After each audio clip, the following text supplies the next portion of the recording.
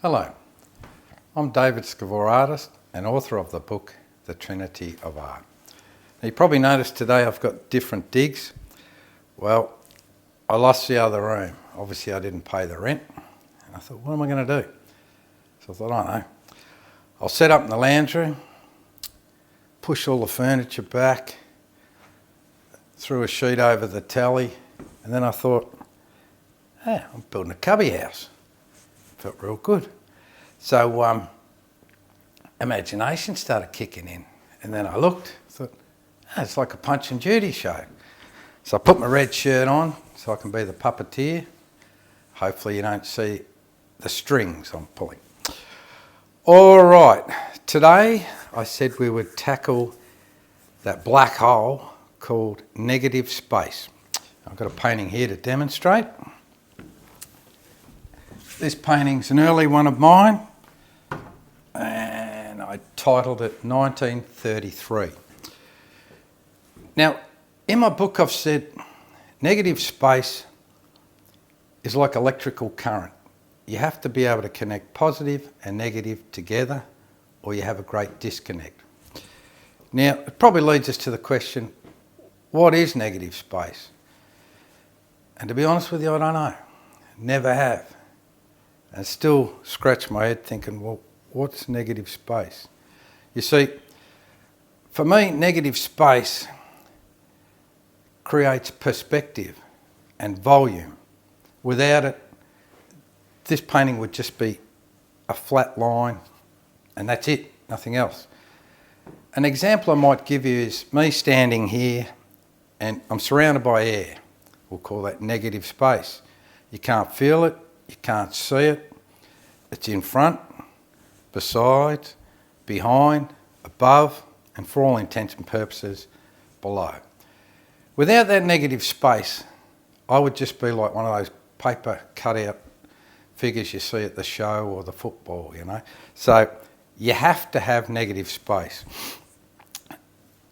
It's a funny thing in my paintings, like I say, I don't know what it is, but it always seems to appear in all my works. And it's not a construct. I don't purposely put it there. It just somehow the painting doesn't seem complete unless it has it.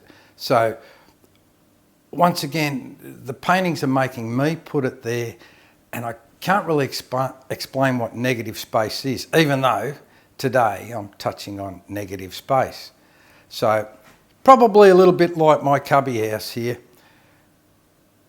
Imagination kicks in, and I think that's the only explanation I can find. Now, if we have a look at this painting, you'll see there's different lines, and they're actually, say, this line here is the front of the thigh, the front of the arm.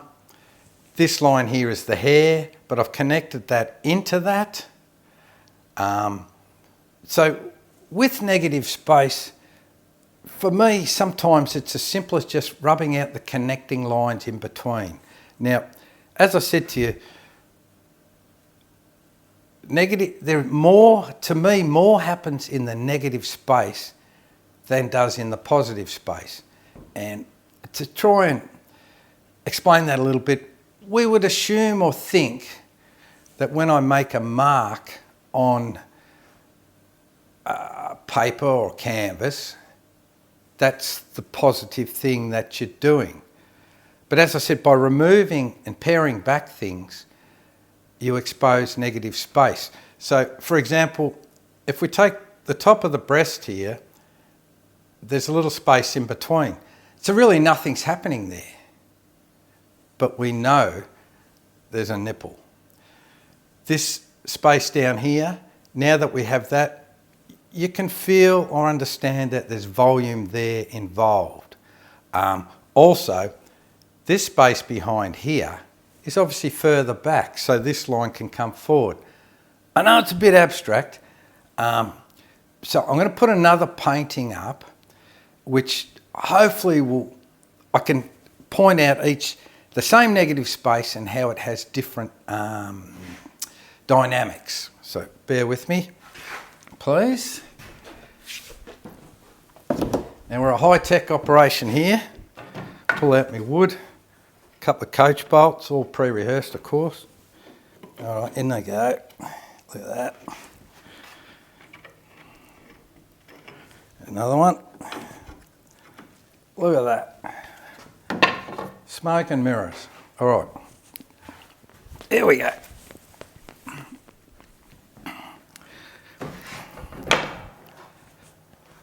Done something wrong here, haven't I?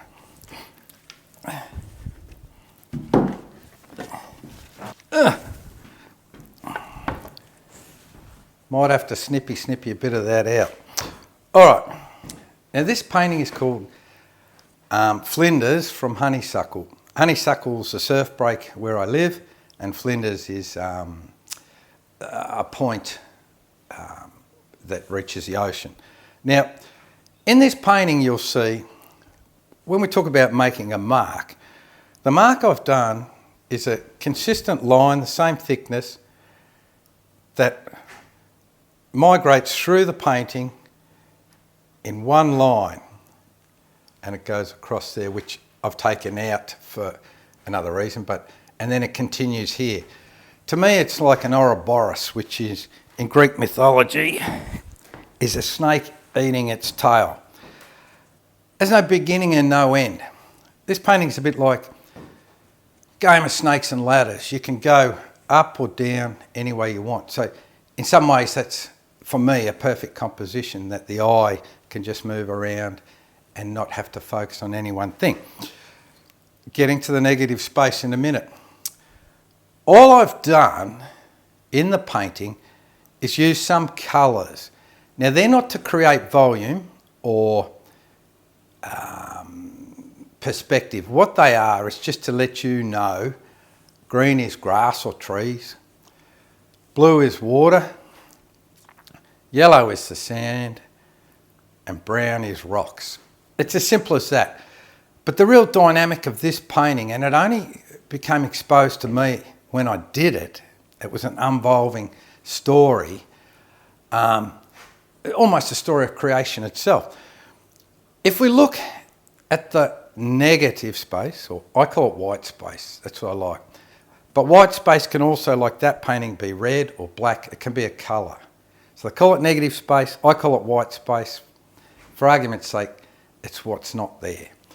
So if we look at the white space above here, the mind knows, and we can tell, that it's past these hills, it's behind. So that creates perspective. So now we have a finish and an end and a start of these hills. So we know there's more behind. So there you go, there's perspective being created. Theoretically, there should be a line across here which creates the horizon, you know, where the sea meets the sky. Well, it's not there. But this negative space here, or white space, is the sea. But there's no delineation between it, the sea, and the sky. But somehow we know. So now, this point here is actually going up and to infinity. Then we come into here.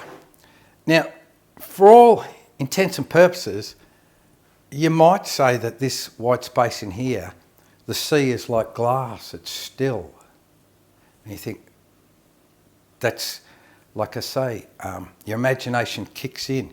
The brain's trying to work this out, and it does it all by itself. And that's why I'm not comfortable.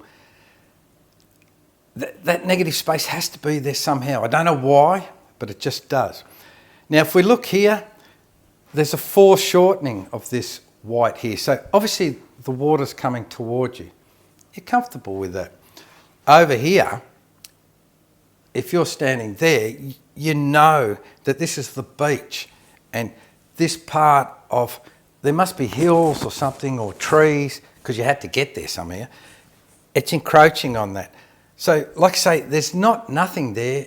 It's all there. It's like my cubby house. You're in that secret little spot. Here's an interesting thing that happened with the negative space. these are supposed to be the waves crashing on the rocks, and as I was doing it, I had to work out how to get that dynamic of it hitting. I wasn't thinking about it too much, it just happened, boop, boop, boop. But it almost looks like dynamite, like that white space here is exploding, and that's the dynamics of the waves hitting the rocks. Same with the rocks. Up here, it looks like the water's trying to push against them. That's what I'm trying to say about negative space. There's it's a whole world, a whole imaginary world. And I've said in my book, with my art, it's like living in a fish tank. It's a strange alchemy. And I always knew that trying to explain negative space for a person who doesn't even know what it is going to be hard. But it's something that's always there, and I need to explain it or get it off my chest, so to speak, and say what's going on. Now, you might think I'm mad. That's okay. I've got another painting I'm going to do, but I'm going to have to move the camera back, so I'll have to cut, just so it's a big painting, so I can't fit it in. But it's a little bit more simplistic. I've opened another window in negative space, and yeah, I'm back again. This painting's called White Kite, and probably in my work I like simple lines and basic colours to express images and emotions, so that explains the palette. But the overriding feature of this painting, once again a discovery to me, was the white space and how it interacts with all that's going on. It's probably a bit hard to see because I might just shift the painting across, hopefully it doesn't fall off. There we go. All right, now also to help, the original draft when I did this painting, here it is here,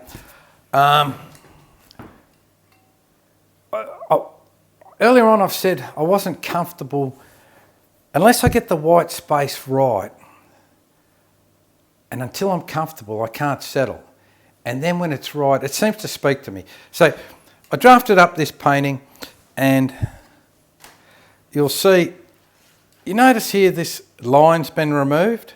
Well, there was a reason for that, and I'll get back to that in a minute. And I did say how after doing this painting, I'd opened a new window into the white space. I'd broken glass. It's like I found a wormhole. I haven't split the atom, but just a discovery. So I don't know if you can pick this up, but if we imagine, okay, the white's air.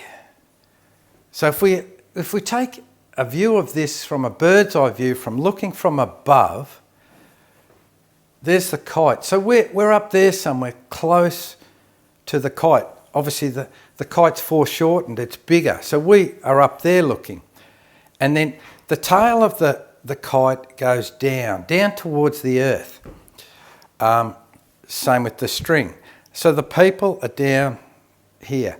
And when I did this drafting, I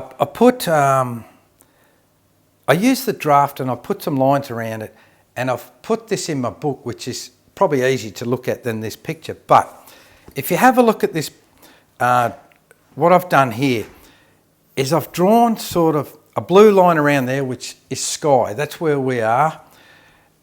And that's sort of up where this is.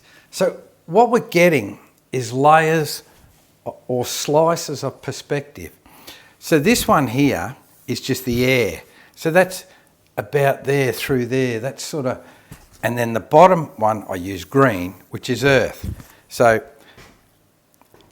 I don't know if you can pick that up, but this helps. You've got layers of perspective going that way. Now, when I did the original drawing, there was a line around here, and I took it out. I put it in, took it out, put it out, took it in. So much so that I nearly destroyed the canvas rubbing it out. You know when you get a rubber and you rub something and you rub it so hard that it wrecks a bit of paper, so you bug it anyway. But what it's done, it's created another pane of glass almost in the white space, which I've delineated here with red. And see, if we imagine there was one sheet going that way of glass, one sheet going that way of glass from here, and one sheet going that way, which is the earth. I'll do that again. A layer, just a flat layer that way, earth. One here, the air. One here, the sky. But what I've done is I've found another window. By removing that one little line, it's as if this piece has broken off. And it gives the impression that the man here has broken away and he's floating off. I know it's kooky, but that's what I see. So I think the point of all my videos is to let you into my world. It would be a shame for me to pass and nobody know what was going on, but then again, maybe nobody cares. But that's my puppet show on negative space. All right, I don't know what I'm tackling next, but I hope you hang around and will follow me on the next one. Thanks.